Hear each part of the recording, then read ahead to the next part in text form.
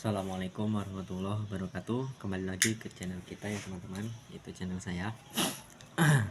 Bismillahirrahmanirrahim. Alhamdulillahirrahmanirrahim. Wabillahi nasta'in wa ala umuri dunya waddin. Wassalatu wassalamu ala asrofil anbiya'i wal mursalin Sayyidina Muhammadin wa ala alihi washabihi ajmain. Pada yang saya hormati beliau Bapak Dr. Darul Abrur MPDI selaku dosen pengampu mata kuliah pembelajaran PAID SMA, dan juga kepada teman-teman yang saya sayangi dan yang semoga selalu diberi kemudahan dalam menjalankan urusannya. Amin. Pada kesempatan kali ini saya akan menjelaskan tentang materi sub pokok bahasan Al-Quran Hadis dan juga model dan pendekatan pembelajaran Al-Quran Hadis. Jadi dua materi yang saya akan bahas. Yang pertama yaitu sub pokok bahasan Al-Quran Hadis. Nah, pada bagian ini kita akan membahas sub pokok bahasan dalam mata pelajaran Al-Quran Hadis di SMA. Pertama yaitu kajian ayat-ayat Al-Quran. Peserta didik itu tidak hanya belajar membaca Al-Quran ya, tetapi juga membaca dengan benar sesuai dengan tajwid. Seperti yang kita ketahui, tajwid itu tidak cuma tajwid itu mengajarkan tentang cara kita membaca Al-Quran dengan benar, dan juga menghafal ayat-ayat pilihan serta memahami makna dan pesan yang terkandung dalamnya. Ayat-ayat yang dipelajarinya biasanya berkaitan dengan keimanan, ibadah, kehidupan sosial, sesuai dengan namanya juga Al-Quran Hadis ya. Yang kedua yaitu kajian hadis Nabi Muhammad SAW. Hadis dipelajari sebagai sumber ajaran Islam setelah Al-Quran ya. Kita sudah tahu semua bahwasanya hadis itu merupakan sumber ajaran Islam yang kedua setelah Al-Quran. Nah, jadi peserta didik itu dibimbing untuk memiliki sikap jujur, tanggung jawab, toleransi, dan juga saling menghormati dalam kehidupan sehari-hari, baik di sekolah maupun di masyarakat. Itu yang keempat yaitu penerapan atau kontekstualisasi ajaran. Peserta didik tidak hanya memahami teori, tapi juga diajak mengaitkan isi ayat dan hadis dengan kehidupan nyata. Jadi tidak hanya belajar ayat-ayat cuma, tapi juga mengaitkan antara ayat ini dengan kehidupan sehariannya, seperti dalam pergaulan remaja atau penggunaan media sosial dan juga kehidupan berbangsa dan bernegara.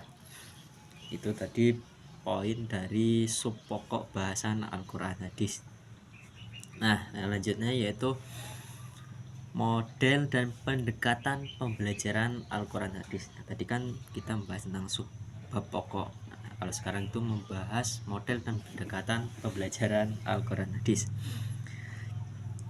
yaitu yang pertama pendekatan saintifik. Kita sudah tidak asing ya dengan kata pendekatan saintifik itu, yaitu dalam pembelajaran ini peserta didik diajak untuk mengamati, kemudian bertanya, mengumpulkan informasi, menalar, dan akhirnya menyampaikan pemahamannya tentang ayat dan hadis yang dipelajari. Jadi peserta didik itu kita ajak untuk mengamati dulu, kemudian setelah dia mengamati, kita memberikan dia pertanyaan atau dia bisa bertanya tentang pelajaran itu. Yang kedua, pembelajaran kontekstual, yaitu guru mengaitkan materi Al-Quran Hadis dengan kehidupan nyata peserta didik. Kontekstual, mengaitkan dengan kehidupan nyata, sehingga pembelajaran menjadi lebih bermakna dan tidak terasa jauh dari kehidupan sehari-hari. Kalau kita menggabungkan dengan kehidupan kontekstual itu agar supaya lebih mudah dipahami oleh siswa.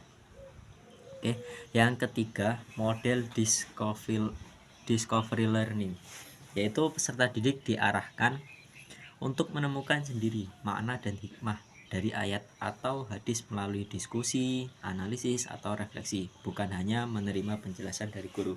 Jadi di sini guru itu tidak hanya menjelaskan materinya saja atau tidak menggunakan metode ceramah saja, akan tetapi juga mengajak para siswa untuk saling berdiskusi dengan cara membentuk kelompok atau yang lain-lain. Intinya ada kontribusi antara guru dengan siswa.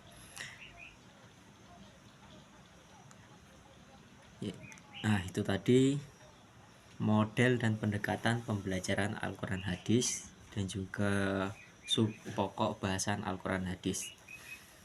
Mungkin itu saja yang dapat sampaikan. Dengan sub pokok bahasan yang jelas dan model pembelajaran yang tepat, maka mata pembelajaran Al-Quran Hadis di SMA diharapkan mampu membentuk peserta didik yang beriman, berakhlak mulia, dan mampu mengamalkan ajaran Islam dalam kehidupan sehari-hari. Itu saja video singkat dari saya. Semoga bisa bermanfaat bagi kita semua, khususnya bagi yang mendengarkan. Saya akhiri, wallahul muwaffiq ila aqwamit thoriq. Wassalamualaikum warahmatullahi wabarakatuh. Thank you.